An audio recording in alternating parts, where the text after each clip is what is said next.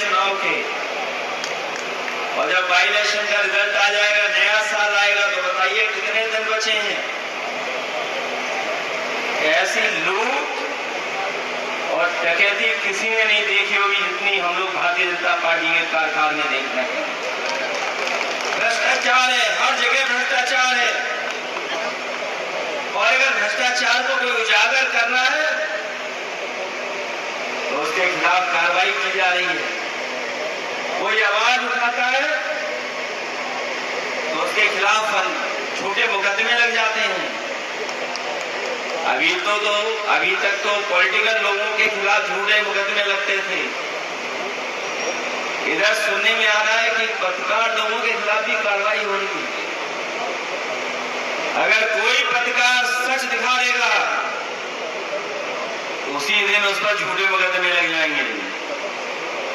यहां तो सुना है कम हुआ है, लेकिन उत्तर प्रदेश में एक जिले में एक पत्रकार ने केवल बीजेपी की पोल खोल दी, भ्रष्टाचार की जानकारी दे दी, उसके पूरे के पूरे कपड़े उतार दिए। इसी के साथ कह रहा हूं,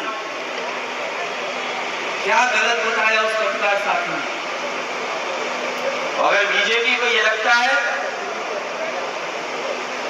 अगर बीजेपी के नेताओं को ये लगता है कि उनका अपमान हो रहा है, झूठी खबर चलाई जा रही है,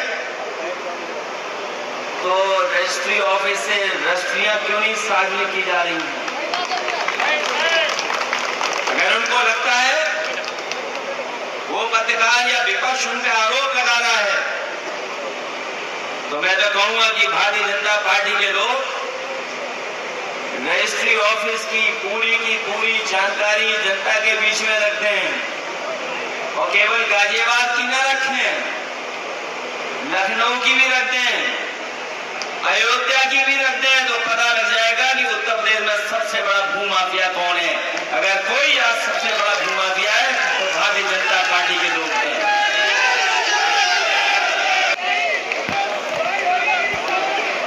मुझे याद है वो दिन जिस समय एक ई रिक्शा वाले को मार करके इन्होंने जान ले ली थी। याद होगा आपको, इसी गाजियाबाद में ई रिक्शा वाले को मार दिया था इन्होंने जान से। अब सुनने में आ रहा है कि ई रिक्शा बंद कर दिया। दुनिया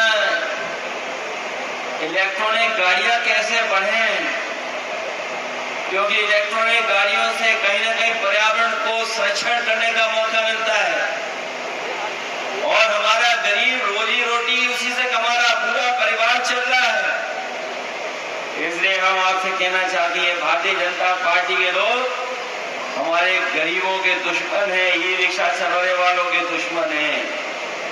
समाजवादियों को मौका मिलेगा तो ई रिक्शा को चलाने का मौका दिया जाएगा, उनके रूट भी बनाए जाएंगे, क्योंकि वो गरीब चलाता है। और हमारे समाजवादी साथियों को याद होगा, आदरणीय आजम खान साहब और हम लोगों ने मिलकर के न केवल हज हाउस बनवाया था, बल्कि अपने गरीबों को फ्री ई रिक्शा भी बांटने का काम किया।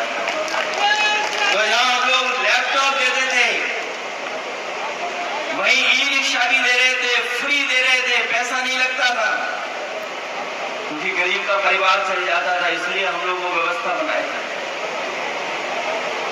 इन लोगों ने ई रिक्शा नहीं दिया फ्री, न लैपटॉप दिया, और जो वो देवी ने नकल कर करके छोटा सा स्मार्टफोन, वो भी ऐसा दे रहे घटिया कि उसकी उंगली चलाते रहो स्क्रीन पर, वो चलता ही नहीं है।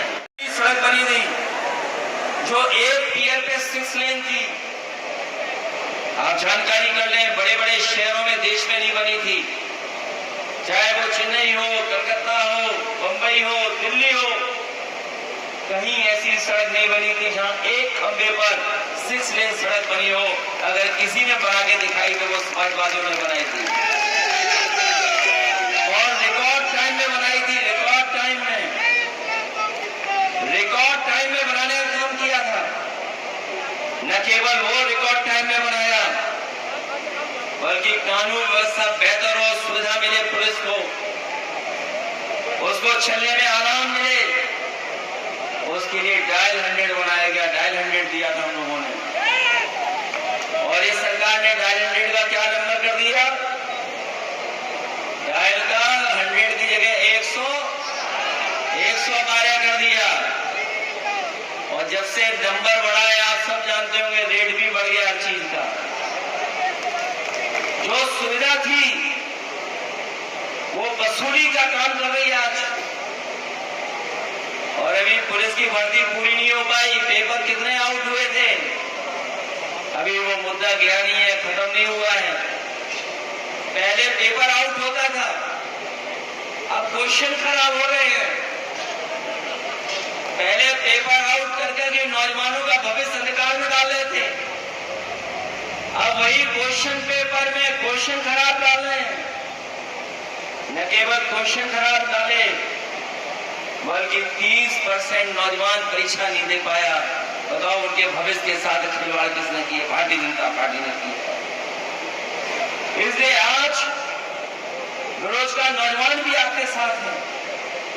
ये जो गाजियाबाद में ऊंची ऊंची बिल्डिंग दिखाई दे रही है, मल्टी स्टोरी बिल्डिंग, ये भी महंगाई से त्रस्त है।